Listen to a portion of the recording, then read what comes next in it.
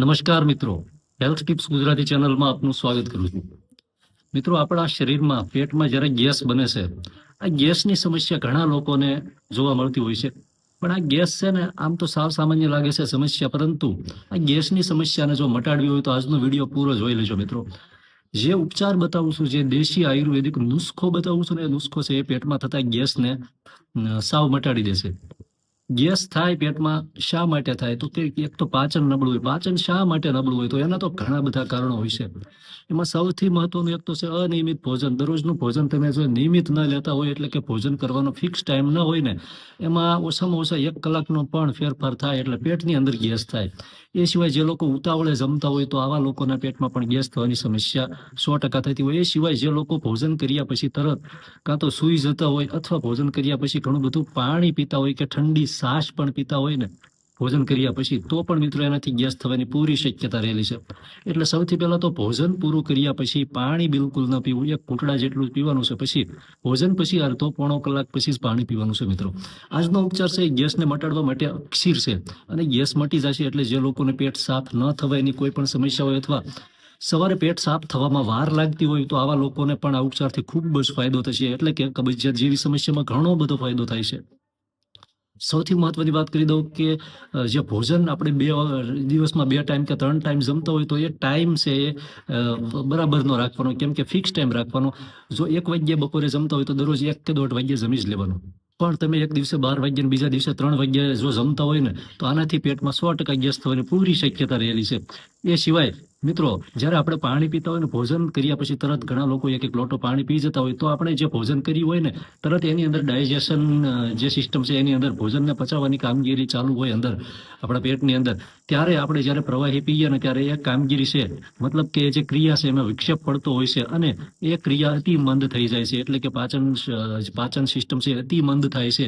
અતિ મંદ થવાને કારણે આપણે જે ખોરાક ખાધો છે, જે ખોરાક અંદર ગયો છે, એ ખોરાકનું પૂરતું પાચન થઈ શકતું નથી. અને એ ખોરાક છે જેનું પાચન નથી થયું, એવો ખોરાક છે એ પેટમાં સડે છે.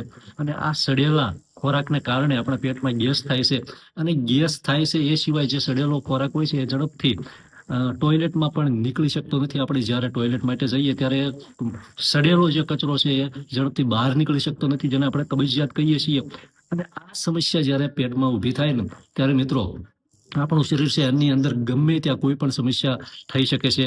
ઘણા લોકોને ઘણી વખત ગેસ થતો હોય, તો આ લોકો સામાન્ય માનતા હોય છે, પરંતુ ઘણી વખત એવું થાય કે ગેસ વારંવાર બનતો હોય, ઘણા લાંબા સમયથી સમસ્યા હોય, પણ આપણે એને અનદેખી કરી દેતા હોય છે.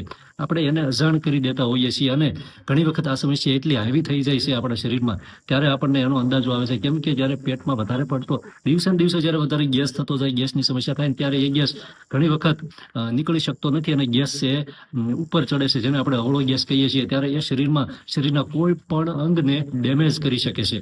એટલે આ ગેસની સમસ્યા માટે ઉપચાર ધ્યાનથી સમજી લો. દરરોજ સવારે ઉઠી અને 1 ગ્લાસ હુંફાળું પાણી લેવાનું છે. વધારે પડતું ગરમ નથી લેવાનું, અને સાવ ઠંડુ પાણી નથી લેવાનું. કેમ કે પણ શરીરની પિત્ત પ્રકૃતિ હોય, તો વધારે પડતું ગરમ પાણી પીવાથી પણ તકલીફ થાય છે. એટલે હુંફાળું સામાન્ય પાણી લેવાનું છે. આ પાણીની અંદર 1 ચમચી લીંબુનો રસ નાખવાનો છે. 1 ચપટી કાળા મરી, જેને આયુર્વેદમાં જેને આપણે દેશી ભાષામાં તીખા કહીએ છીએ, અને આયુર્વેદમાં તો એને કાળા મોતી તરીકે ઓળખવામાં આવે છે. કાળા મરીનો 1 ચપટી પાવડર, એટલે કે 3 દાણા કાળા મરીના તમે ભાંગીને ભૂકો કરો એટલે 1 ચપટી પાવડર થાય. 1 ચપટી કાળા મરીનું ચૂર્ણ, 1 ચપટી સંચળ, અને 1 ચપટી હિંગ. આ 3 વસ્તુ નાખી હલાવી અને હુંફાળા પાણીની અંદર નાખી અને પી લેવાનું છે દરરોજ સવારે ઉઠીને ખાલી પેટે. આનાથી પેટમાં થતો ગેસ ધીમે ધીમે બંધ થઈ જાય છે. આ એવી 3 ઔષધિઓ છે કે એ પાચન સિસ્ટમને સુધારે છે. પરંતુ જે આપણી ટેવો છે, અને ખાસ એક મહત્વનું કે જે લોકો મોડે સુધી ઉજાગરા કરતા હોય, મોડી રાત સુધી જે લોકો જાગતા હોય, તો આવા લોકોને પણ પેટની સમસ્યા થાય છે, અને એમાં કબજિયાત પહેલા થાય છે. એટલે જે લોકો મોડે સુધી ઉજાગરા કરતા હોય, તો આવા લોકોએ ખાસ ઊંઘ છે, નિયમિત ઊંઘ પૂરી થવી જોઈએ. જ્યારે ઊંઘ છે ને એ પૂરી ન થાય, ત્યારે પણ સમસ્યા થાય છે. કેમ કે ઊંઘ છે એ પણ આપણા શરીરનો એક પ્રકારનો ખોરાક છે, શરીરની જરૂરિયાત છે. એટલે ઊંઘ અવશ્ય પૂરી થવી જોઈએ, અને એ પણ સમયસર. એટલે કે 10 વાગ્યાથી સવારના 5 કે 6 વાગ્યા સુધીની ઊંઘ છે અવશ્ય હોવી જોઈએ. સવારે વહેલા 10 વાગ્યા સુઈ જાય, તો ભલે ઘણા લોકો 4 વાગ્યે પણ ઉઠતા હોય છે, તો પણ એ ઊંઘ છે એ પૂરી થઈ જતી હોય છે. પણ ઘણા લોકો રાત્રે 12 વાગ્યે સૂતા હોય, તો આવા લોકોની ઊંઘ પૂરી થતી નથી ઘણી વખત. કેમ કે એ લોકો સવારે 9 વાગ્યે જાગે, તો પણ એના શરીરમાં છે એ ફીલ થતું નથી. એક પ્રકારનો ઊંઘનો જે સંતોષ હોય નથી થતો. કેમ કે જે ઊંઘવાનો સાચો સમય છે ને એ રાત્રિના 10 કે 11 વાગ્યાથી સવારના 4 થી 5 વાગ્યાનો હોય છે. આ સમયગાળા વચ્ચે લીધેલી ઊંઘ છે એને સંપૂર્ણ માનવામાં આવે છે. અને આ રીતે જ્યારે ઊંઘ પૂરી ન થાય ત્યારે પણ મિત્રો આપણી પાચન સિસ્ટમ ઉપર એની ખરાબ અસર થાય છે અને પેટ બગડે છે. એટલે આ ઉપચાર છે દરરોજ સવારે ઉઠીને ખાલી પેટે આ પ્રવાહી પીવાનું છે મિત્રો. કાળા મરી છે, સંચળ છે, હિંગ છે, ત્રણેય વસ્તુ એવી છે જે આપણું પાચન તંત્ર સુધારે છે અને ગેસ જેવી સમસ્યામાં આ અક્ષીર ઇલાજ માનવામાં આવે છે.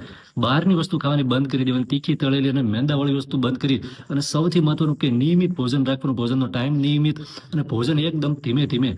એટલું ચાવીને ભોજન જમવામાં આવે છે ને એટલી આ સમસ્યા ખૂબ જ ઝડપથી મટી જાય છે, ગેસની સમસ્યા અને કબજિયાતની સમસ્યા. ખૂબ ખૂબ આભાર. જય માતાજી.